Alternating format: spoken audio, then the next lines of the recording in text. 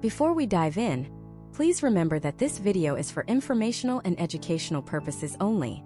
The strategies discussed are not a substitute for professional financial or business advice. Always consult with a qualified professional before making significant business decisions. Your company is sitting on a gold mine. Right now, every single sale, every customer interaction, every click on your website, every line item in your supply chain. It's all raw digital gold. But for most businesses, that gold stays buried. It's locked away in endless spreadsheets. It's scattered across a dozen different software platforms, trapped in clunky, outdated systems. You know the answers to your biggest questions are hiding in there. Which of our marketing campaigns is actually driving profitable growth? Who are our most valuable customers? And what do they have in common? Where are the hidden inefficiencies that are quietly draining our cash flow? You can feel the answers are close, but you just can't get to them. It feels like trying to drink from a fire hose, and all you're doing is getting soaked. This isn't just a feeling, it's a fact. According to a recent study by Forrester, a staggering 73% of all data within an enterprise goes completely unused for analytics. Let that sink in. Nearly 3/4 of your company's most valuable strategic asset is collecting digital dust. It's like owning a fleet of delivery trucks and only ever using one of them. The sheer amount of wasted potential is mind-boggling. But what if you could change that?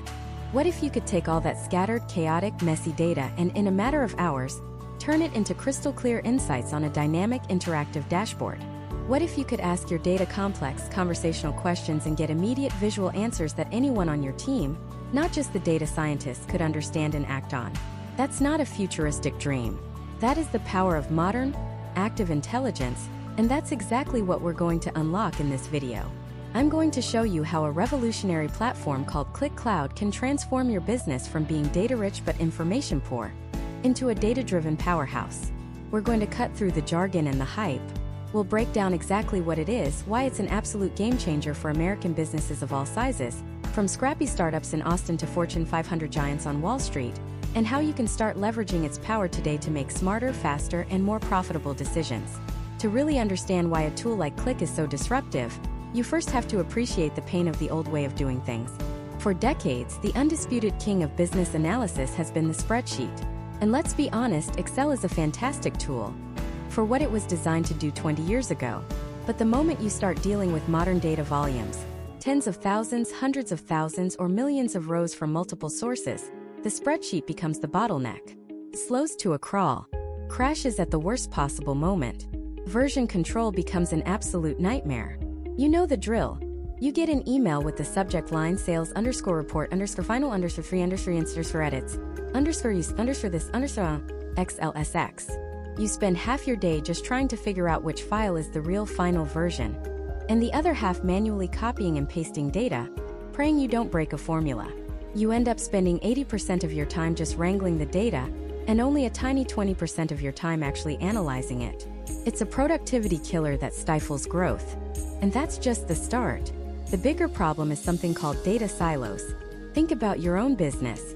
Your sales data probably lives in a CRM like Salesforce. Your marketing analytics are in Google Analytics, maybe HubSpot or Marketo. Your financial records are in QuickBooks or NetSuite. Your operations and inventory data are in a separate ERP system. Each department has its own private island of information, and nobody can see the whole map. Your marketing team celebrates a campaign that generated thousands of website clicks, but they have no idea that those clicks led to 0 actual sales because that data lives on a completely different island. Your sales team is pushing a product that has a great margin on paper, but they can't see that the operational cost of fulfilling it is actually making it unprofitable. You're forced to make critical business decisions with only a tiny piece of the puzzle in front of you. So, what's the traditional solution? You decide you need a proper report that combines all this information. You put in a request to your already overworked IT department or your one dedicated data analyst. You try to explain exactly what you need. You wait a week, maybe 2. You finally get the report back and it's not quite right. It answers your initial question, but looking at it immediately sparks a new, more important follow-up question. So you go back to the analyst, file another ticket, and the whole agonizing cycle starts all over again. By the time you get the insight you need, the market has shifted, the customer has moved on, and the opportunity is gone. The modern pace of business is simply too fast for this slow, reactive approach. This is the exact reality that Qlik Cloud was built to shatter. It represents a fundamental shift in how we interact with our data. This isn't about creating static, rearview mirror reports that tell you what happened last quarter. This is about creating a living, breathing, real-time ecosystem for your data where you and your team can explore, discover, and satisfy your curiosity instantly. The secret sauce, the technology that makes this all possible, is something Qlik calls its associative engine. Now, that sounds incredibly technical, but the concept behind it is stunningly simple and powerful.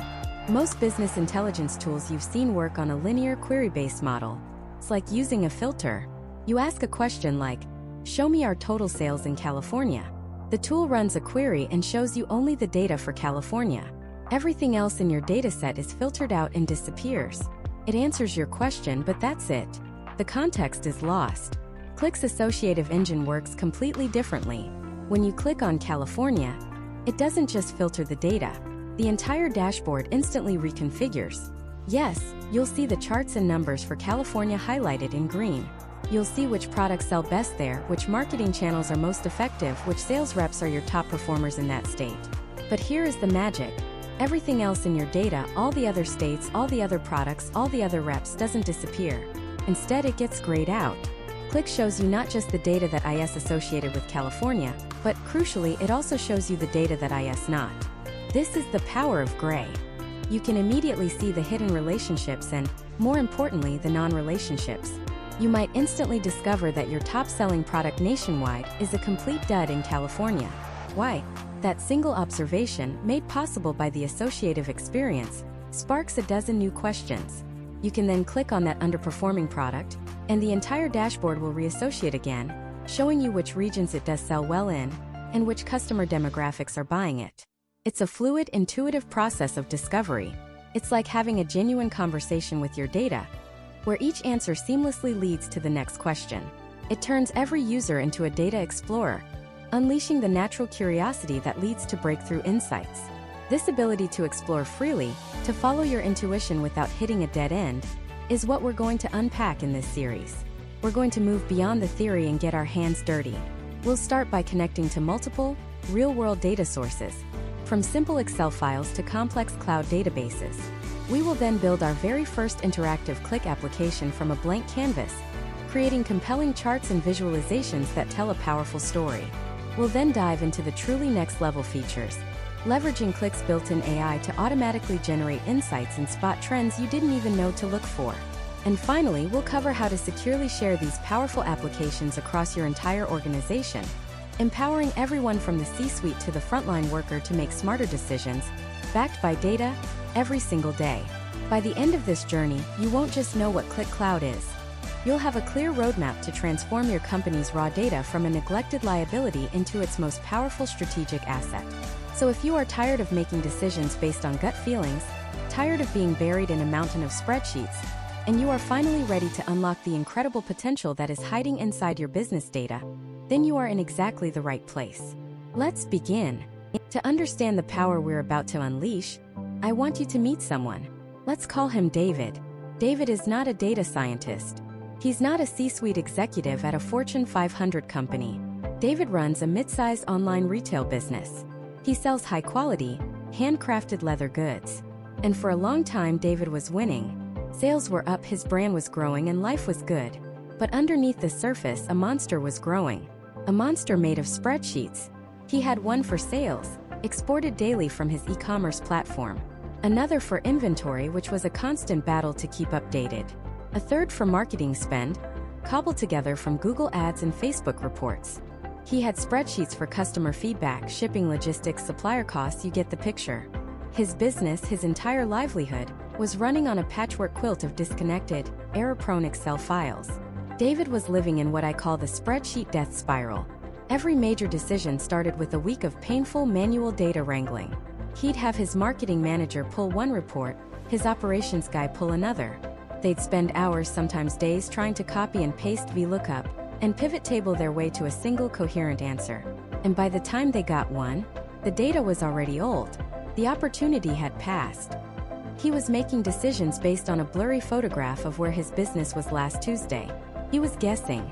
He was using his gut. And his gut, which had served him so well in the beginning, was now leading him astray. He'd overorder a certain style of wallet based on a sales spike, only to have them sit on the shelf for months, tying up precious capital. Then he'd underorder a popular new messenger bag, leading to stockouts, angry customers, and lost revenue during a key sales period. The monster wasn't just the spreadsheets themselves. It was the questions he couldn't even ask. He knew intuitively that there was a connection between a specific Facebook ad campaign he ran in Texas and a surge in sales of a particular briefcase in California, but he couldn't prove it. He couldn't quantify it. He couldn't see the full story. He could only see isolated chapters, and he was trying to guess the plot.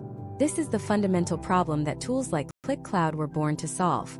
It's a shift from looking at data as a static historical record to seeing it as a living, breathing ecosystem. It's about moving from data reporting to data exploration. Now, when most people hear business intelligence or data analytics, their eyes glaze over.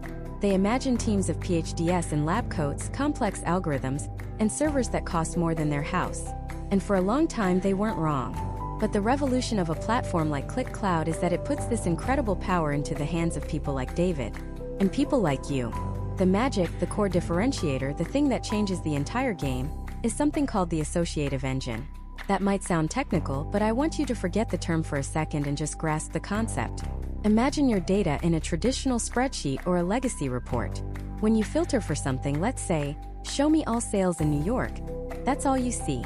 Everything else, all the sales from California, Florida, Texas, it just vanishes. Your data is put into a straitjacket. You are forced down a linear path, and you can only see what you specifically asked to see. This is the tyranny of the predefined query. Now imagine a different way. Imagine you click on New York. Instead of everything else disappearing, it simply grays out. You can still see it. You can see all the other states, all the other products, all the other salespeople. And in that instant, you see not just the data associated with New York, but also the data that is not associated with it. This is what Qlik calls the power of gray. And it is, without exaggeration, a complete paradigm shift. Because the most profound insights are often found not in what is related, but in what isn't. Let's go back to David and his leather goods. He loads his sales data, his marketing data, and his inventory data into Qlik Cloud. He's no longer looking at 3 separate spreadsheets. He's looking at one unified view of his entire business. He clicks on his top-selling product, the Weekender duffel bag. Instantly, he sees the demographics of who buys it, the states where it's most popular, the time of year it sells best. But he also sees, in gray, the customers who don't buy that bag. He notices a huge segment of his female customers, who buy his totes and wallets, almost never buy the duffel bag. Why? The spreadsheet could never tell him that. But now he can explore. He clicks on that grayed out segment of female customers. The rest of his dashboard instantly updates. He sees what they are buying. He sees the marketing they respond to. A new question forms in his mind, a question he never would have thought to ask before. Is the marketing for my best-selling product completely missing my second biggest customer segment? He keeps exploring. He clicks on Texas. He sees his sales there are strong. But he also sees, in gray, that a specific new line of wallets isn't selling there at all, even though it's flying off the shelves in Florida and Arizona. Another question emerges. Is there a regional preference I'm missing? Is my Texas marketing campaign using the wrong imagery for this product? This is the associative difference. It's the difference between asking a question and getting a single answer versus having a conversation with your data. Every click, every selection, refines the context and surfaces new unexpected relationships. You start to see the hidden threads connecting every part of your business. You're not just looking at numbers anymore. You're a detective uncovering the story that your data has been trying to tell you all along. You're no longer limited by your own assumptions. The system guides your curiosity, pointing out connections and, more importantly, a lack of connections that you never would have spotted. David discovered that a specific coupon code he sent out in an email newsletter led to a huge number of first-time buyers, but almost none of them ever came back for a second purchase. The spreadsheet would have just shown a successful campaign with a high redemption rate. Qlik showed him he had a customer retention problem, not a customer acquisition problem. That single insight changed his entire marketing strategy for the next year. He stopped throwing money at acquiring new customers who would never stick around and instead focused on a loyalty program for the customers he already had. The result was a dramatic increase in lifetime customer value and a significant drop in marketing costs. He wasn't guessing anymore. He was seeing. So, When we talk about Qlik Cloud, we're not just talking about making prettier charts than Excel. We're not talking about a faster way to run the same old reports. We are talking about a fundamental change in how you interact with information. It's about creating a space where you can be endlessly curious, where you can follow a hunch, and where the data itself helps you formulate the next question. It's a tool that's built on the understanding that the most valuable insights are the ones you weren't looking for. For David, it meant going from a state of constant, reactive firefighting to proactive strategic decision-making. He could finally see the whole forest, not just the individual trees. He could anticipate inventory needs for the holiday season with stunning accuracy, tailor his marketing with surgical precision, and finally, get a good night's sleep, knowing his business was standing on a foundation of facts, not feelings. Now, your business might not be leather goods. You might be in healthcare trying to understand patient outcomes. You might be in logistics trying to optimize shipping routes. You might be in finance trying to spot fraudulent transactions. But the core problem is identical. Your data holds the answers. You just haven't had the right key to unlock them. You haven't had a way to see the connections, to explore freely, to have a real conversation with your data. That's the promise. But how do we get there? How do we go from the spreadsheet monster David was fighting to the state of clarity he achieved? The first step, the one that intimidates so many people, is actually getting your data into the system. It sounds like a Herculean task, a job for an IT department you might not even have. David thought the same thing. He was staring at his messy, chaotic collection of files, convinced this was the point where it would all become too complicated, too technical. He was about to connect his first data source, a simple sales spreadsheet. He braced himself for a nightmare of code and configuration. But what happened next? That's what changed everything. He clicked. The button said Add New, then Data File. It felt anticlimactic. A small window popped up, asking him to drag and drop his file. No command prompt, no request for server credentials or an ODBC connection string, just a box. He located the file on his desktop, Q3_sales_data_IXLSX. A file he knew intimately, a file filled with inconsistencies, typos in customer names, and dates formatted in 3 different ways. It was a mess, his mess. He dragged it over, let go, and watched a blue progress bar fill up in less than 3 seconds. And then it was there. But it wasn't just a file name in a list. A new screen appeared, a preview of his data. But it was cleaner. Qlik hadn't just ingested his spreadsheet, it had profiled it. It had taken one look at his chaotic columns and started making sense of them. The order understood column, with its mix of slashes and dashes and written out months, Qlik recognized it as a date field. The sale_amount column, which he knew had a few accidental dollar signs and commas typed in. Qlik correctly identified it as a number, a measure. It was showing him little bar charts for each column, a distribution of his own data he had never seen before. It highlighted potential quality issues, showing him the unique values in each field, instantly flagging the typos like Brooklyn and Brooklyn as 2 separate entries. Alex just stared. The process of cleaning that single file in Excel usually took him half a day of tedious filtering, sorting, and using the dreaded text to columns function. Qlik had done a first pass in seconds. It was like hiring a data analyst who worked at the speed of light. He clicked next, and the data was loaded. The whole process from clicking Add New to having his data ready to go took less than 30 seconds. 30 seconds! He thought about the weeks he'd spent trying to learn Python scripting just to do this one simple thing. He felt a wave of relief so profound it was almost dizzying. The barrier wasn't there. The wall he'd been dreading was a phantom. But this is where the real magic began. Because Qlik doesn't just hold your data like a spreadsheet. It connects it, every single piece of it. To understand what Alex saw next, you have to understand the core, the beating heart of Qlik. It's called the associative engine. And it's the reason why everything else is just a spreadsheet. Imagine you're in a dark room filled with all your business data. Every sale, every customer, every product, every date is a person standing in that room.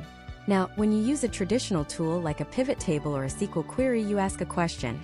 Show me all sales of product A in New York. What happens? A spotlight turns on, illuminating only the people who fit that exact criteria. Everyone else? They're gone. Vanished. You can't see them, you don't know they're there. Your world shrinks to only the answers you specifically asked for. You get the answer, but you lose all the context. Qlik does something radically different. When you ask the same question, it doesn't get rid of everyone else in the room. Instead, it uses 3 colors of light. The people who fit your selection, product day sales in New York, are lit up in bright green. These are your selections. Then, all the people directly related to them, the salespeople who made those sales, the other products those customers bought, the dates those sales happened, are lit up in white. This is the associated data. But here's the game changer. Everyone else? Everyone who is not related to your selection, they don't disappear. They are still visible standing right there, but they are lit up in gray. The gray. That is the secret. The gray is the context. The gray is the data that other tools throw away. It's the products that didn't sell in New York. The salespeople who haven't sold product day. The customers in New York who bought everything except product day. The gray shows you not just the path you're on, but all the paths you didn't take. It shows you the questions you didn't even know you should be asking. Alex didn't know the theory behind it yet. He just saw it in action. On his screen was a simple list of all his products. He clicked on one, the ProGrade widget. Instantly, everything on his screen changed. The list of sales reps updated, showing him in white the 4 reps who had sold that widget. The list of states updated, showing in white the 15 states where it had been sold. But then he saw the gray. He saw the names of the other 16 sales reps right there but grayed out. These were the reps who had sold plenty of other things but had never, not once, sold a single ProGrade widget. His mind reeled. For years, his strategy had been to find his top performers and try to replicate their success. Now, in a single click, he was staring at a completely different problem, a completely different opportunity. Why hadn't those 16 reps sold this product? Was it a training issue? A regional demand issue? A pricing issue? The data wasn't just answering his questions. It was asking him better ones. He clicked on one of the grayed out sales reps, a guy named Dave from the Midwest. The screen shifted again. Now Dave was green. And in the product list, the ProGrade widget was gray. He could see in white everything Dave had sold. And he could see, clear as day, the gaping hole where this one specific product should be. This wasn't a spreadsheet. This was a conversation. He felt a surge of adrenaline.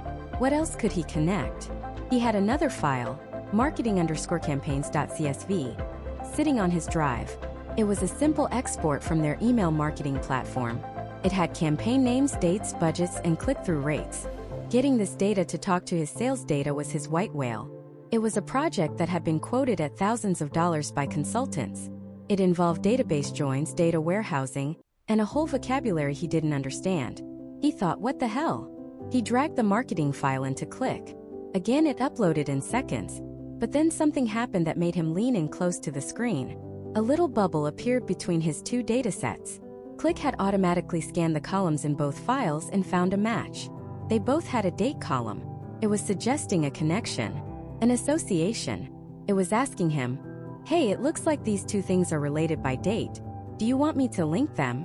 There was no code, no VLOOKUP, no SQL join statement, just a dotted line and a suggestion. He clicked apply, and the world cracked open. His 2 separate universes of data were now one. He clicked on the Q3 summer sale campaign in his marketing data. The light shifted across the entire model. Instantly, in the sales data, he could see in white every single sale that occurred during the dates of that campaign.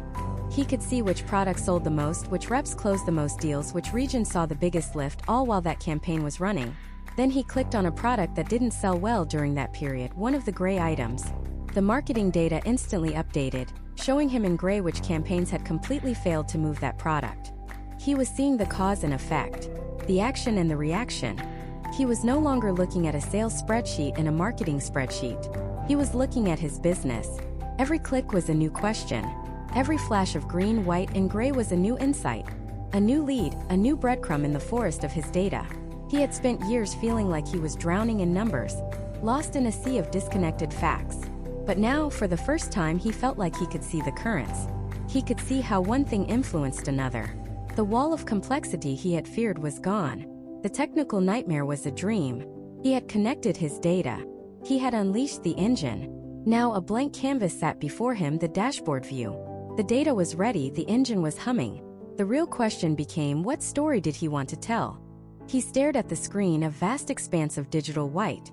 It was like being handed the keys to a Formula One car, but having no idea where the racetrack was. All that power, all that potential humming just beneath the surface, and yet, nothing. It's a feeling many of us know well. The paralysis of infinite possibility. Where do you even begin? Most people in this situation do the same thing. They start building what they think they're supposed to build. A sales overtime bar chart, a pie chart of market share, the usual suspects, the data equivalent of elevator music. It's reporting, not discovery. It tells you what you already suspect, just with prettier colors.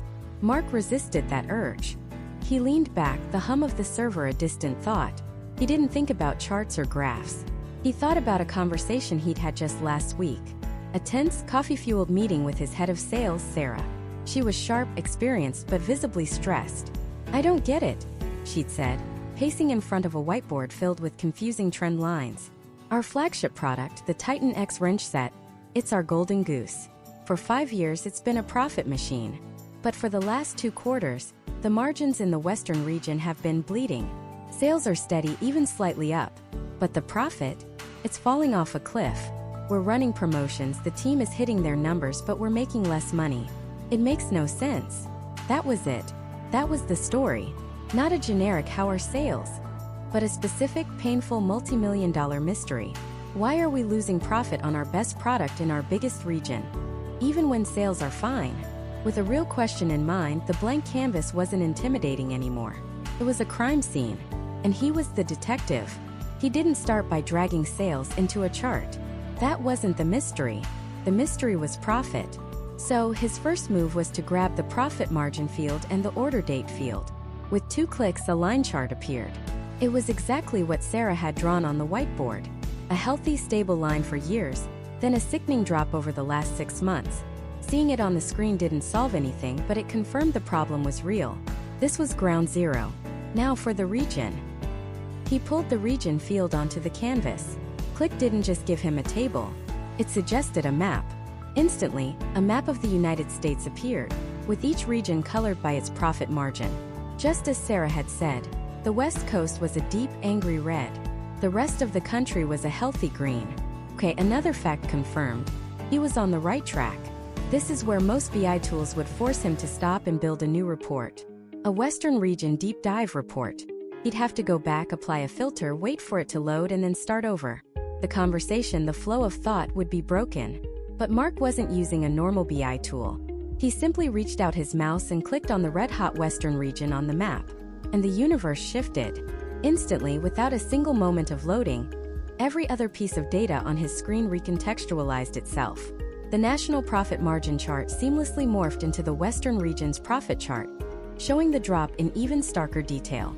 A list of sales reps he'd added to the side now only showed the Western team. A product breakdown now only showed products sold in the West. This wasn't a filter. A filter is a wall. It just shows you what you asked for. This was a conversation. He said, "Tell me about the West," and his entire dataset responded, "Okay, here's everything you need to know about the West. What's next?" He could feel his heart beat a little faster. This was different. His eyes scanned the screen, now a focused dashboard on the problem area. What else changed? He added the product field to his dashboard, and a bar chart of profit by product popped up. The Titan X wrench set was, as expected, the worst offender. He clicked on it. Again, the universe recentered. The map was still focused on the West, but now the profit color was based only on the Titan X. The sales rep list now showed who in the West was selling the Titan X. He was narrowing the search, following the scent. The data was answering his questions as fast as he could ask them. "Show me the profit problem." Qlik. "Just in the West." Qlik. "Just for the Titan X." Qlik. In less than a minute, he'd gone from a 30,000-foot national view to a microscopic focus on the exact intersection of the problem. But he still didn't have the why. He looked at the available data fields on the left side of his screen. A long list of everything he had connected. Customer names, shipping methods, discount codes, warehouse locations, a haystack of potential clues. He decided to look at shipping. He dragged the shipping carrier field onto the dashboard. A new chart appeared, showing a breakdown of carriers used for Titan X sales in the West. And that's when he saw it. A sliver in the bar chart he didn't recognize. A new company, Rapid Logistics Incorporated. They seemed to handle only a small percentage of shipments, maybe 15%. But when he looked at their profit margin, it was a catastrophic negative number. For every Titan X they shipped, the company was actually losing a significant amount of money. This was the smoking gun. He clicked on Rapid Logistics Incorporated, and this is where the true magic of Qlik, the thing that separates it from everything else, revealed itself. The associative engine.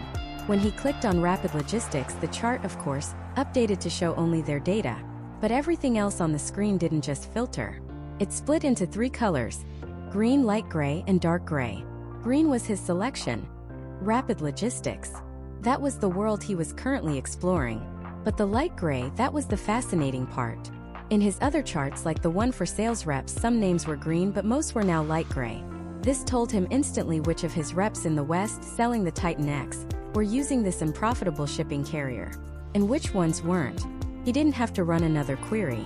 He didn't have to ask another question. The answer was just there, presented to him. The data that was associated with his choice. And then there was the dark gray. This was the data that was excluded. The data that had no relationship at all to his selection. He noticed in his promotions list, a new free 2-day shipping promo code was dark gray.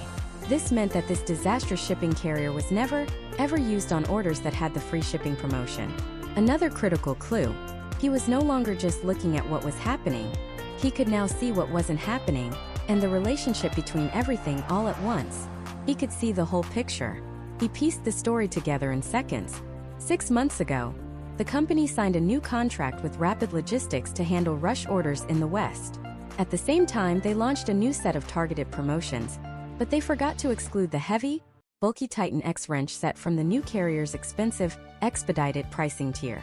A handful of sales reps trying to be heroes for their biggest clients were using this new carrier for the Titan X, triggering insane shipping costs that nobody had noticed because it was buried in the overall healthy-looking national numbers. The mystery was solved, not in a week of building reports and running queries, but in about 5 minutes of pure, uninterrupted curiosity. He hadn't just filtered data, he had explored it. He had followed a trail of digital breadcrumbs, with the system anticipating his next question and showing him connections he never would have thought to look for. He hadn't just built a dashboard, he had found the truth. Now he had to decide how to present it, how to turn this sudden brilliant clarity into a story that Sarah and her entire team could understand and act on immediately. He knew that walking into Sarah's office and just dropping a spreadsheet on her desk would be a disaster. A chart, even the right one, wasn't enough. Numbers on a screen don't change minds, stories do. He remembered a quote he'd once heard. The data will tell you what, but it will never tell you why. He had the what. He even had the why. But he needed to build a bridge between the two, a bridge that Sarah could walk across herself. He needed her to experience the same jolt of discovery he had. He stared at his Qlik dashboard, at the constellation of charts and graphs that now made perfect, beautiful sense to him. But to an outsider, it was still just a complex tapestry of information. How could he untangle it? How could he present it not as a static report, but as a guided journey? He started clicking around, exploring the interface not as an analyst but as a storyteller. And that's when he found it. The ability to create a presentation directly within Qlik. It wasn't about exporting images to PowerPoint. It was about something much more dynamic. It was about capturing moments. He realized he could take a snapshot of any chart in any state. He could capture the before picture, the original misleading chart that showed the West Coast as the problem child. This would be his opening scene. The hook. The thing everyone in the room already believed to be true. He'd start with their reality. He took the snapshot, a perfect copy of the chart, and placed it onto a virtual slide. Then he went back to his main dashboard. He applied the first critical filter, the one that isolated the express shipping data. The charts all morphed, instantly redrawing themselves. The West Coast numbers shrank, and the Midwest numbers began to rise ominously. This was the first plot twist. He took another snapshot of this new view and placed it on the second slide of his story. He wasn't just showing 2 pictures, he was showing a transformation. He was showing the effect of asking a new question. He continued this process meticulously. Each step of his own investigation became a new slide, a new chapter in the story. He isolated the product return data. Snapshot. He layered on the customer feedback scores, using the color coding to show the sea of red, low satisfaction scores tied directly to that one distribution center. Snapshot. He then pulled in the data from the logistics partner, the one nobody had thought to integrate. The delivery times, the package handling errors. It all painted a devastatingly clear picture. He took a final damning snapshot. But this was the magic of doing it inside Qlik. These weren't just static images. He knew that during the presentation if Sarah asked, "Wait, what about returns for just the X750 model?" he didn't have to say, "I'll get back to you." He could click on the snapshot, which would take him directly back to that exact point in the analysis with all the filters and selections preserved. From there, he could apply a new filter for the X750 model right there live in front of everyone. The story wasn't a rigid script. It was an interactive stage. He could improvise, explore tangents, and answer questions in real time without ever losing the main thread of his narrative. He was building a conversation, not a lecture. He spent the next hour refining the flow. He added annotations, drawing arrows and circling key figures directly on the snapshots to guide the viewer's eye. He wrote concise headlines for each slide. The illusion of West Coast failure, the hidden culprit, express shipping, the smoking gun, distribution center Omega. He was framing the narrative, making it impossible to misinterpret. He practiced his narration out loud, talking to his empty office. "As you can see, for months we've been focused here," he'd say, pointing at the first slide. "All our efforts, all our resources have been aimed at solving a problem on the West Coast. But what happens when we ask a different question? What if the problem isn't where the complaints are, but how the products are getting there?" He would then click to the next slide, letting the dramatic shift in the data hang in the air for a moment before speaking again. He realized he was building a case like a lawyer in a courtroom. Each slide was a piece of evidence, and he knew he had to be careful. He wasn't just presenting data. He was challenging a deeply held belief. People, even smart data-driven people like Sarah, build entire strategies around these beliefs. To tell them they were wrong, that they'd been chasing a ghost, could feel like a personal attack. His tone had to be right. It couldn't be, "You were wrong, I'm right." It had to be, "We all missed this, but together we've found something new." The data was the objective, neutral party in the room. He was just its interpreter. He thought about the questions he would get. Why didn't we see this before? His story already had the answer because the data was siloed. The shipping partner's data was never in the same room as the sales data. Are you sure the data is accurate? He'd already prepared a slide showing the data lineage, proving where every number came from, right from the source, loaded and associated automatically by Qlik. He was building defenses against doubt, not with opinions but with more data, more clarity. His final slide wasn't a chart at all. He used the text feature to write a simple, powerful summary. 3 bullet points. 1. The issue is not regional, it's logistical. 2. Distribution center Omega is the single point of failure. 3. By rerouting express shipments, we can potentially reduce returns by 40% in the next quarter. He had turned a complex investigation into a clear diagnosis and a concrete prescription. He leaned back, his heart pounding a little faster. The story was complete. It was clear, it was compelling, and it was undeniable, because every single beat of the narrative was directly and interactively linked to the raw, unfiltered truth of the data. He wasn't just going to show them a dashboard. He was going to give them the same experience of discovery he had, guiding them step by step from confusion to absolute clarity. He saved the presentation, took a deep breath, and picked up his phone to call Sarah's assistant. It was time to book the meeting that would change everything. The confirmation email landed in his inbox less than 5 minutes later. Boardroom 3 tomorrow 9 a.m. There was no turning back now. The next morning, the air in Boardroom 3 was thick with a familiar tension. It was the smell of stale coffee, expensive suits, and deep-seated skepticism. Sarah, the CEO, sat at the head of the long mahogany table, her expression a careful mask of neutral professionalism. To her right was David, the CFO, a man who viewed the world through the unforgiving lens of a balance sheet. He was already tapping his pen on a leather-bound notebook, a rhythm of impatience.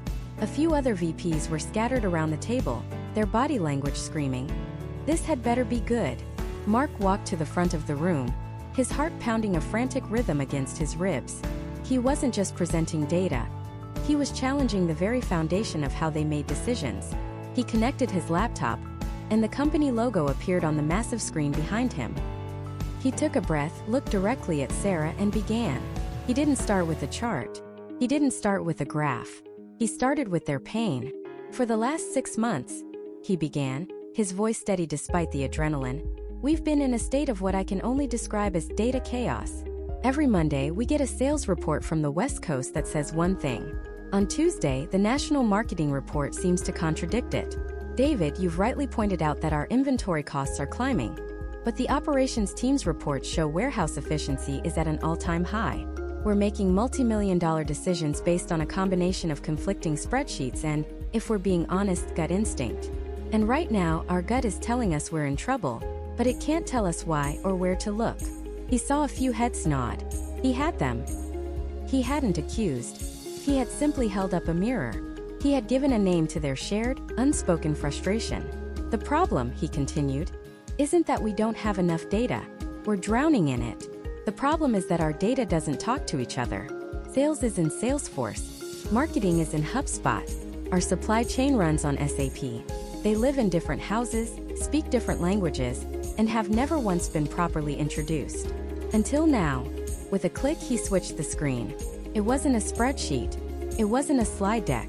It was a clean, dynamic, and surprisingly simple interface. At the top, in a large, bold number, was the one metric they all agreed on. Total revenue was down 8% quarter-over-quarter. This, Mark said, gesturing to the screen, is our business. Not a piece of it. All of it. Live, connected, and ready to answer our questions. David, the CFO, leaned forward, a flicker of interest cutting through his skepticism. Okay, Mark. It's a pretty dashboard. We've seen dashboards before. It shows us what we already know. We're down 8%. So what? It was the challenge he was expecting. You're absolutely right, David, Mark replied calmly. Knowing the what is easy. It's the why that's been impossible. Let's ask a simple question. What are our top-selling products? He clicked on a bar chart labeled Product Performance. The top 3 products, the OmniGrind coffee maker, the PureFlow water filter, and the Speed Press iron, were instantly highlighted in green. No surprises here, Mark said. These 3 have been our cash cows for years. Then he delivered the twist. But watch this. In a normal report, that's where the story ends. You get a list of the top 3 products and you'd move on. But you're missing the most important part of the story. You're not seeing what's not happening. He gestured to the screen where every other chart and metric had instantly changed. Some elements were highlighted in green, but vast sections were now a muted gray. This is the power of gray. Qlik isn't just showing you what's associated with our bestsellers. It's showing you what's not associated. It's showing you the blind spots. He pointed to the regional sales map. The entire West Coast, California, Oregon, Washington was solid gray. The room was silent. A quiet woe escaped from the VP of sales. Our 3 best-selling products, Mark said, letting the revelation hang in the air, are effectively not selling in our single largest market. According to our old reports, West Coast sales were just a little soft. But that was an average across hundreds of products. The reality is a catastrophe hiding in plain sight. We're being propped up by the rest of the country, while our most important market is abandoning our flagship products. Sarah leaned forward, her professional mask on, replaced by intense focus. Why? What's happening on the West Coast? This was the moment. This was where Qlik would connect the dots no one else could. Let's find out, Mark said. He clicked on the grayed out West Coast. The entire dashboard instantly reconfigured itself. A universe of data reshuffling in a split second to tell a new story. The story of the West. A new chart appeared, one that had been invisible at the national level. It was labeled Competitor Share of Voice, and it was pulling data directly from their marketing team's HubSpot portal. A massive bright red bar shot up for a company they barely registered. Innovate Corporation. Innovate Corp has increased their digital ad spend in those 3 states by 400% in the last quarter, Mark explained. We've been fighting a national battle, but they've been waging a targeted war. And we never even saw them on the field because our marketing and sales data were on different planets. A murmur went through the room. This was more than they'd learned in the last 6 months of meetings. But Mark wasn't done. An aggressive competitor is only half the story, he said, his confidence growing. It doesn't explain everything. So I pulled in another source, our supply chain data from SAP. He clicked again and a new metric appeared. Average delivery time. For the West Coast it was 4.2 days. For the rest of the country it was 1.8 days. Our main distribution center in Nevada has been experiencing significant delays. So not only is a new competitor out marketing us, but when a customer on the West Coast does choose our product, we're giving them a subpar experience. We're losing on 2 fronts. The picture was now devastatingly clear. It wasn't one single problem. It was a cascade of interconnected failures, completely invisible until this very moment. The VPs were no longer looking at their phones. They were staring at the screen, at the simple, undeniable truth of their business. It was David, the CFO, who broke the silence. He had a look on his face Mark had never seen before. Not skepticism, but intense, analytical curiosity. He was testing the system, looking for the flaw. "Mark," he said, his voice sharp, "this is impressive.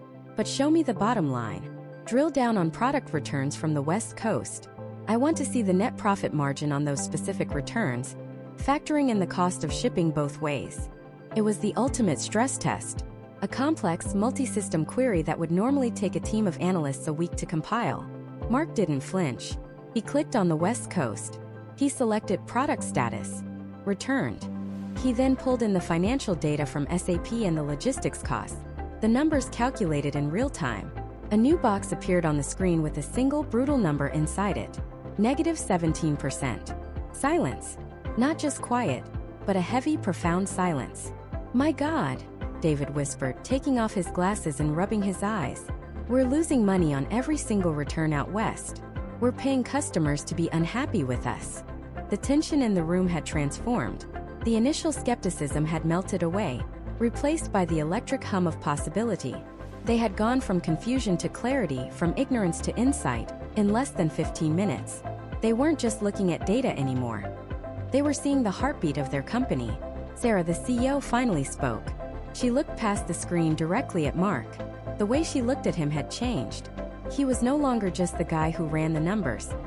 He was the man who had turned on the lights. "Mark," she said, her voice filled with a new and urgent energy, "we've been flying blind.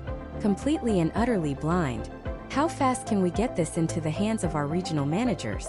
And what else? What else can this thing do?" Mark took a steadying breath, the kind of breath you take when you've been waiting for a question your entire career. He turned back to the screen, a small, confident smile playing on his lips. "What else can it do? Sarah, that's like asking an astronaut what else is out there in space. We've only been looking at one tiny star. The real question is, what do you want to see next?" He gestured to a panel on the side of the dashboard. "This sales data is just one data source. It's important, sure, but it's a solo instrument. Qlik is designed to conduct the entire orchestra. Our supply chain data, our inventory management system, our marketing analytics from Google and Facebook, even the spreadsheets our finance team emails around every Friday, it can all be brought together. Right here. In one place." Sarah's eyes widened. "All of it? You're telling me you can connect our shipping logistics to our regional sales numbers?" "Watch," Mark said, his fingers flying across the keyboard. He clicked a few menus, authorized a connection, and suddenly the dashboard flickered and redrew itself. New charts appeared. A map of the United States, once showing just sales figures, was now overlaid with shipping routes and delivery statuses. "Okay," Mark began, pointing to a cluster of red dots in the Midwest. "This is our main distribution center in Kansas City. And these lines are the truck routes. The sales dashboard we were just looking at told us that stores in the Pacific Northwest were underperforming. We assumed it was a local demand issue, right? Maybe a competitor." He clicked on the state of Oregon. Instantly, the entire dashboard filtered. The sales charts we saw before updated, but now the new logistics map zoomed in, highlighting the routes leading to that region. A new chart popped up labeled, "Average Delivery Time." For most of the country, it was 2.8 days. For Oregon and Washington, it was 7.1 days. Sarah leaned in, her face inches from the screen. 7 days? That's impossible. Our service level agreement is 3 days. What's going on? Mark clicked on one of the truck routes. A detailed panel appeared. It looks like our primary freight partner for that lane has a recurring delay. See this? Every shipment that gets handed off to West Coast Freight Express in Salt Lake City just sits for an average of 3.6 days. That's the bottleneck. Our product isn't on the shelves for customers to buy for a full week. It's not a demand problem, Sarah. It's a logistics failure. And we're paying West Coast Freight a premium for what we thought was expedited service. The room was silent for a moment, the only sound the soft hum of the server rack in the corner. Sarah slowly sat back down in her chair. We've had a dozen meetings about the Pacific Northwest. We've spent tens of thousands on regional marketing pushes trying to fix it. We were about to replace the entire regional sales team. She looked at Mark, her expression a mixture of shock and dawning realization. And the answer was sitting in a completely different department's data all along. We just couldn't see the connection. Exactly, Mark said.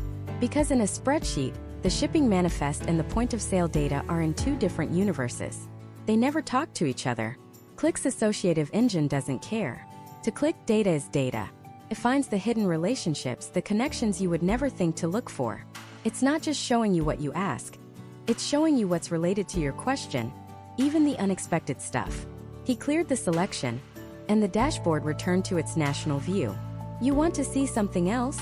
He asked, the excitement clear in his voice. Sarah just nodded, speechless. Okay, marketing. We spend millions a year on digital ads. Our marketing team sends us these beautiful reports filled with impressions, click-through rates, cost per click, all these vanity metrics. But what we really want to know is, did a $10,000 Facebook campaign in Texas actually lead to people walking into stores and buying our product? He pulled in another data source. This time it was from their marketing analytics platform. New charts appeared, showing campaign spending broken down by channel and region. Now for the magic, Mark said. He clicked on a specific Facebook ad campaign that ran for 2 weeks in July, targeting young adults in the Southeast. The cost was $50,000. The marketing report had called it a huge success, with over 2 million impressions. But as soon as he clicked it, the sales charts told a different story. Total sales in the Southeast during that period barely moved. The sales of the specific product being advertised? They actually went down slightly. But then something strange happened. The chart for a completely different product, an older, less advertised model, spiked in that same region at that same time. What is that? Sarah asked, pointing at the unexpected spike. Mark Dovein. He filtered by customer demographics. And there it was. The ad targeting 18 to 25-year-olds had been widely shared and commented on by their parents. The older demographic saw the ad, but instead of buying the new, flashy product, it reminded them of the classic model they'd always trusted. They weren't clicking the ad, so marketing couldn't track them. But they were going into stores and buying the older product. The $50,000 campaign for Product A was a flop, but it accidentally created a $30,000 sales lift for Product B. We would have never known this, Sarah whispered. We would have looked at the marketing report, seen the low conversion rate on the ad, and called the campaign a failure. We would have learned the exact wrong lesson. We'd think, don't advertise in the Southeast, when in reality the ad worked, just not on the people or the product we intended. Mark nodded. This is what the associative engine does. It's Qlik's superpower. Most tools use a query-based model. You ask a specific question like show me sales for product A in the Southeast, and it gives you a very specific, limited answer. Anything not directly related to that question is ignored. It becomes grayed out, invisible. But Qlik is different. When you make a selection, nothing is ignored. It instantly recalculates everything. It keeps the selected data in green, related data in white, and this is the most important part, unrelated data in gray. That gray data is where the discoveries are. It's the lead that didn't become a customer, the product that didn't sell during a promotion, the region that didn't respond to a marketing campaign. It's the story of what didn't happen, and sometimes that's more important than the story of what did. He turned to face her fully. So, to answer your first question, how fast can we get this into the hands of our regional managers? Since this is Qlik Cloud, it's already live and secure on the web. I can publish this app right now and email them a link. They can open it on their laptop, their tablet, even their phone and see exactly what we're seeing. They can't break it. They can't change the source data, but they can explore. They can click and filter and follow their own curiosity.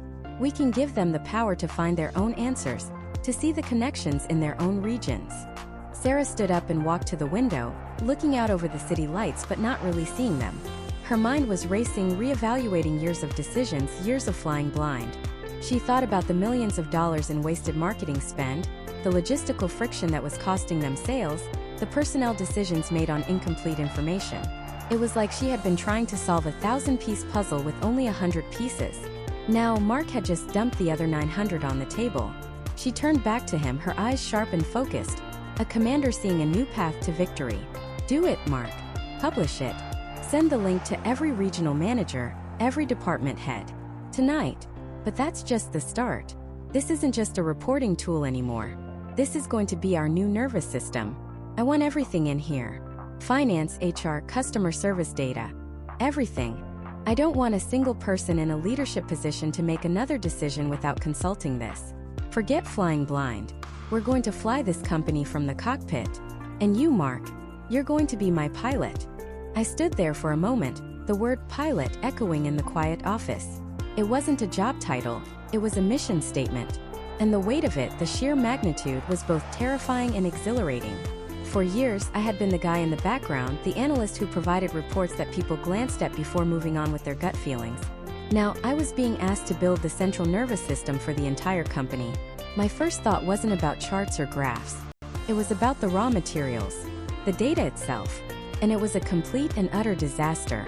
Our sales data lived in Salesforce, a tightly controlled kingdom. Our marketing data was a sprawling, chaotic mess spread across Google Analytics, HubSpot, and about a dozen different social media ad platforms. Financials were locked away in an ancient on-premise ERP system that spoke a language only 2 people in the company still understood. And our operational data? That was the Wild West.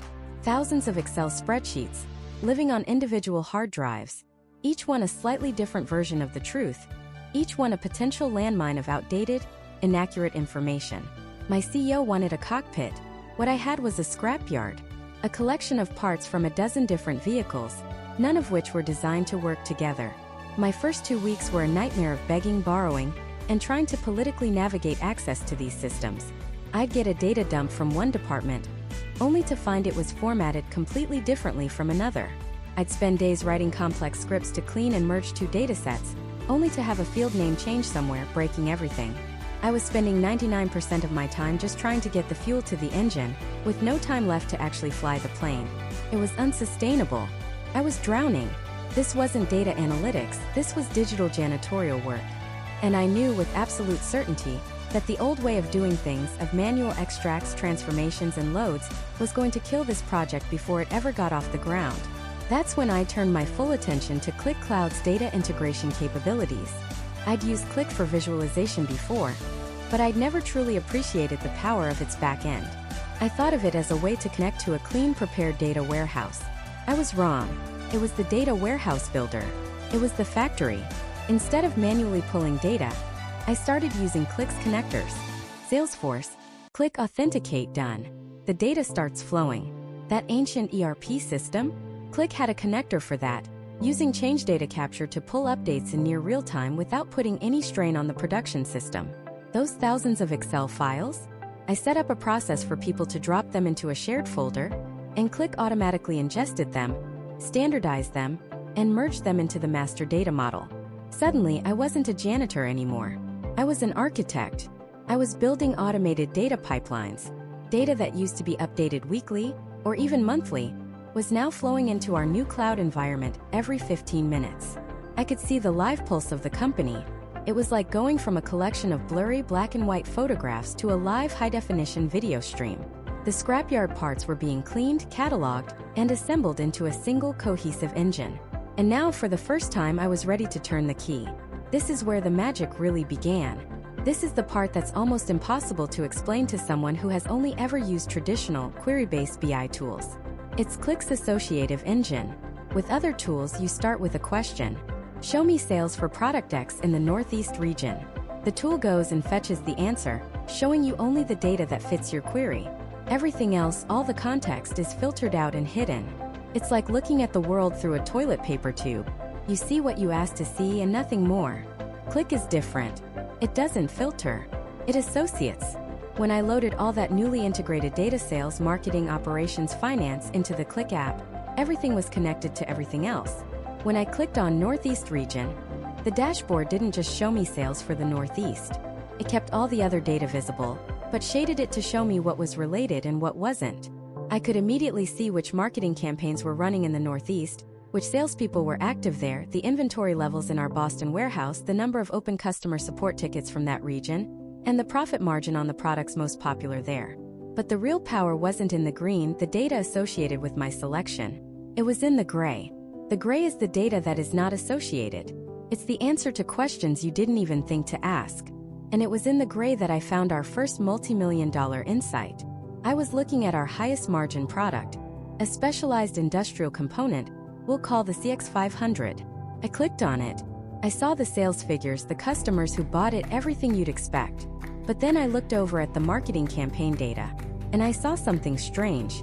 Our single most expensive digital ad campaign, the one our CMO had championed, was dark gray, completely unassociated.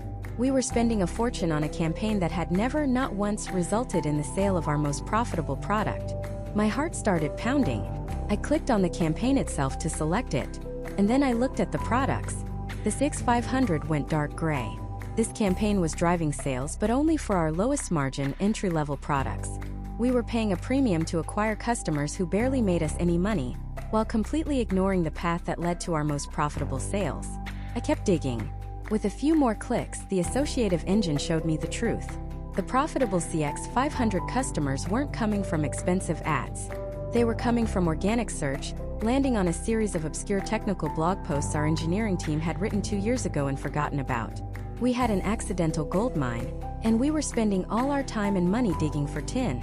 I didn't even write a report. I grabbed my laptop, walked into my CEO's office, and put it on his desk. I said, "Click on our most expensive marketing campaign." He did. "Now look at the profit margin."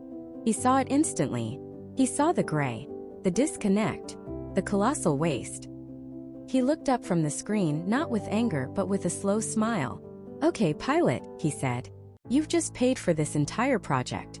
For the next 3 years. Now what else can you show me?" The analyst, let's call her Sarah, took a slow breath. This was the moment every data professional dreams of. Not just delivering a report, but changing the way a leader thinks. She didn't just have his attention, she had his curiosity. And in the world of business, curiosity is worth more than gold. She turned back to the screen. "That," she said, her voice steady, "was about looking backward. We just used Qlik to find a multi-million-dollar leak by connecting data that was already there, hiding in plain sight. We answered the question, what happened? But the real power, the game-changing power, isn't in looking at the past. It's in shaping the future." The CEO leaned forward, elbows on the polished table. "You're talking about predicting things. Crystal balls. I've had a dozen vendors in here promising me AI that can see the future. It's usually just a fancy-looking bar chart." "I'm not talking about a crystal ball," Sarah replied, a spark in her eye. "I'm talking about probability. I'm talking about using every piece of data we have, from maintenance logs, flight hours, component stress tests, even real-time weather patterns, to ask a much better question. Not what broke yesterday, but what is most likely to break tomorrow, and the day after that, and the week after that?" She clicked a few times, her screen shifting from the flight cancellation analysis to a completely different dashboard. It was titled Proactive Fleet Health. Instead of charts showing past performance, this screen was alive with risk scores, probability meters, and color-coded alerts. "Every one of our planes," she began, gesturing to a list of tail numbers, "is a flying collection of thousands of data points. The engines, the landing gear, the avionics, they are constantly telling us a story. The problem is, we've only been listening when they scream. We wait for a warning light, a mandated service, or worse, a failure. That's reactive. It's expensive. And it's dangerous." She pointed to a line item highlighted in amber. "This is Flight 787, a Boeing Dreamliner. According to the manufacturer's schedule, its primary hydraulic actuator isn't due for a major service for another 400 flight hours. By the book, it's perfectly healthy." The CEO nodded. "Okay, so the book says it's fine." "Right," Sarah said. "But the book doesn't know what Qlik knows. Qlik knows that this specific plane has flown an unusual number of routes through highly corrosive salt air environments in the last 6 months. It knows that the sensor data from its last 20 takeoffs shows a microscopic, but consistently increasing pressure variance. A variance that is still well within normal operating parameters, but the rate of change is accelerating. It's also cross-referenced this with 5 other aircraft in our fleet that showed a similar data fingerprint before they experienced a premature failure of the exact same component. The book gives us a rule. The data tells us a story." She clicked on the amber alert. A new window popped up. Qlik's AutoML, its built-in machine learning capability, has been running in the background. It's not just a dashboard, it's a learning engine. It took all that data I mentioned, flight paths, sensor readings, historical maintenance, even supplier batch numbers for the parts themselves, and it built a predictive model. That model is now telling us there is a 78% probability that this specific actuator will suffer a non-critical failure within the next 80 flight hours. Not 400. 80. The room was silent. The CEO stared at the screen, at the number 78%. It wasn't a guess. It was a calculation based on millions of data points, a whisper from the future made audible. So, the CEO said slowly, processing the information, "We can pull that plane for an unscheduled check." "We can," Sarah confirmed. "But watch this." She moved the cursor to a slider on the screen labeled, "What if analysis." The model also calculates the cost. An unscheduled grounding for an inspection costs us, let's say, $50,000 in labor and lost flight time. A non-critical in-flight failure means an emergency landing, a flight cancellation, passenger rebooking, and a component replacement at a non-hub airport. The data from past incidents shows that costs us, on average, $350,000. And the potential brand damage is immeasurable. She slid the bar. So we have a choice. A 100% chance of spending $50,000 now, or a 78% chance of spending $350,000 within the next 2 weeks. Which risk do you want to take? It was no longer a data problem. It was a business decision, laid bare with astonishing clarity. The gray was gone. This was the raw, undeniable mathematics of the business. The CEO stood up and walked to the window, looking down at the tarmac where planes were taxiing, taking off, landing. For years he had seen them as assets, as columns in a spreadsheet. Now he saw them as networks of living data, each one talking, warning, and predicting. He had been running the airline with a rearview mirror. Sarah had just handed him a GPS, a weather radar, and a high-powered telescope all in one. He turned back from the window. The smile was gone, replaced by an expression of intense focus. He wasn't just seeing how to save money on canceled flights or preempt a part failure. He was seeing a new way to run the entire company. Customer retention. He said, the word sharp, decisive. Every year we spend a fortune trying to win back customers who leave us. We send them "we miss you" emails 6 months after they've already switched their loyalty. It's a waste. It's reactive. He walked back to the table and pointed at the screen. Can Qlik listen to our customers the same way it listens to our engines? Can it see the pressure variance in a customer's booking habits? Can it flag the person who used to fly business class twice a month and has suddenly dropped off the map? Can it identify the at-risk customer before they leave, so we can do something about it? Sarah met his gaze. She knew this was the real turning point. He wasn't asking her to run a report anymore. He was asking her to help him change the business. It can't just listen to their booking habits, she said. A new dashboard already forming in her mind. It can listen to everything. Website clicks, call center interactions, survey responses, even social media sentiment. It can combine all of that to create a customer health score for every single person who flies with us. Can tell us not just who is at risk of leaving, but why. Is it price? A bad experience with baggage handling? A competitor's new loyalty program? The CEO's eyes widened. The possibilities were cascading in his mind. Dynamic pricing based on real-time demand, not quarterly estimates. Optimized staffing at airports based on predictive passenger flow. Marketing campaigns targeted not at broad demographics, but at the specific, predicted needs of individual travelers.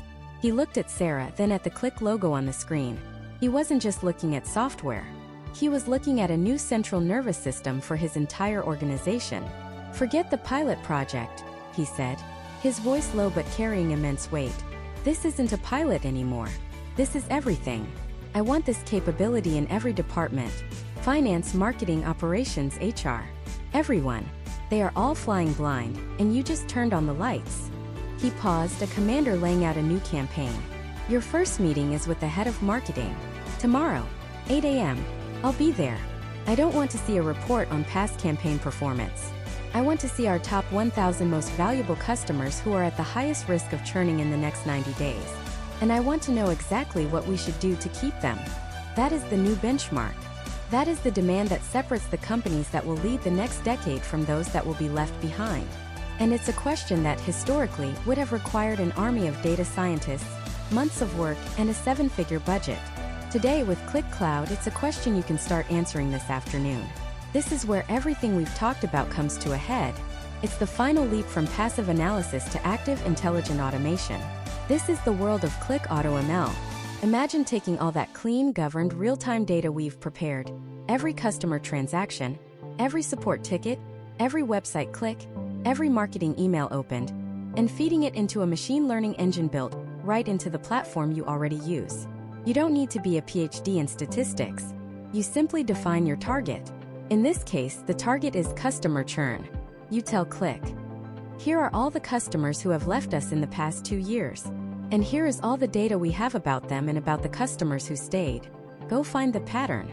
Go build a model that can predict with a high degree of accuracy which of our current customers are exhibiting those same warning signs. Qlik AutoML gets to work. It automatically engineers features, tests multiple algorithms, and tunes the model for the highest predictive power, all with complete transparency. You can see which factors are the most influential. Maybe it's a drop in product usage, a recent unresolved support ticket, or the fact they haven't logged in for 28 days. The AI finds these complex, multi-layered correlations that a human analyst might never spot. Within hours, not months, you have a robust predictive model. But a model sitting in a lab is useless. The magic happens when you operationalize it.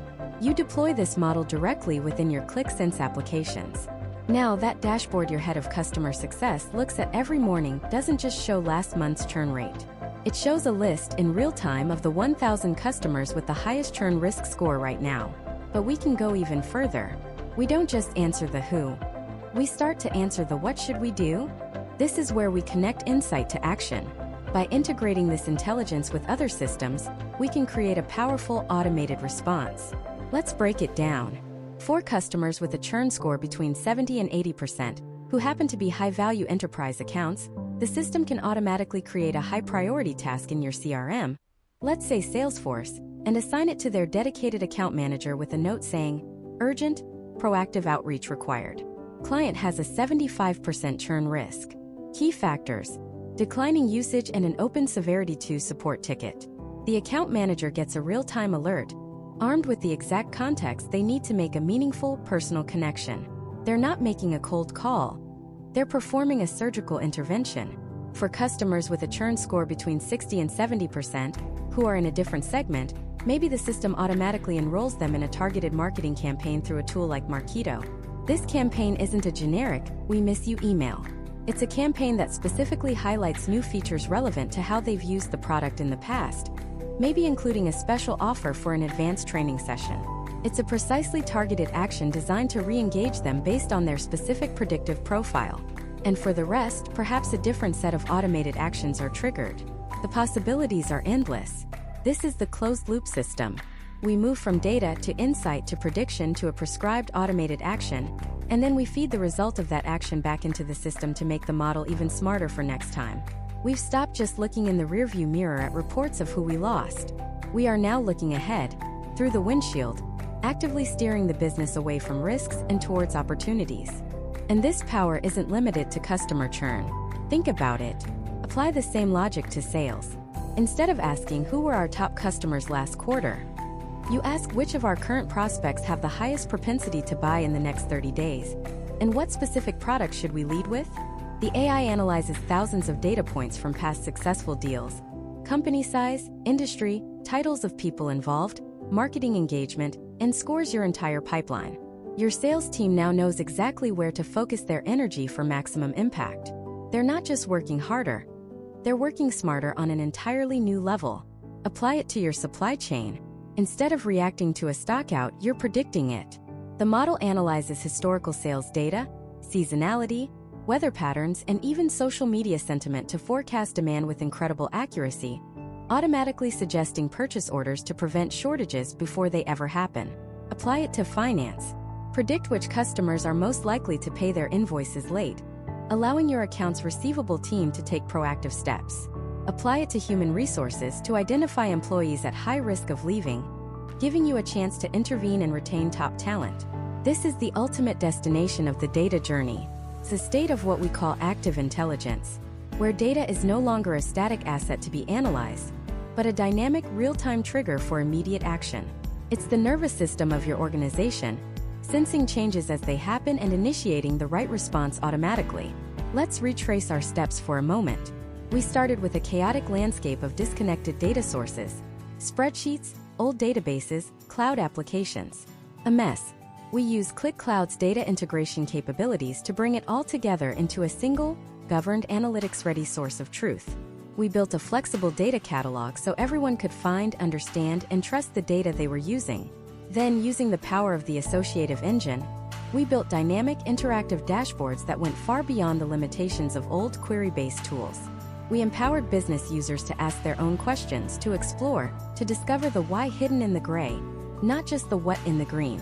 We enabled a culture of self-service curiosity. We then layered on augmented analytics and AI, using natural language to ask questions and letting the machine automatically generate insights we might have missed. We moved from building reports to having a conversation with our data. And finally, we just saw how we can use that same data to predict the future and automate actions, creating a truly intelligent, proactive business. This entire journey, from raw, messy data to automated, predictive action, all happens within one single unified end-to-end platform. That is the power and the promise of Qlik Cloud. It's not about buying a better bar chart. It's about fundamentally changing how your organization operates. It's about shifting your entire company culture from being reactive to being proactive, from being driven by gut instinct and opinion, to being driven by data and intelligence at every level. The gap between you and your competitors, the gap between good and great, is no longer just about the quality of your product or the talent of your people. It is about the speed and intelligence with which you can turn data into decisions. The question you have to ask yourself isn't if your business needs this capability. The only real question is how much longer you can afford to wait. The technology is here. The path is clear. It's time to stop just reporting on the past and start creating your future. It's time to unlock the full potential of your business data.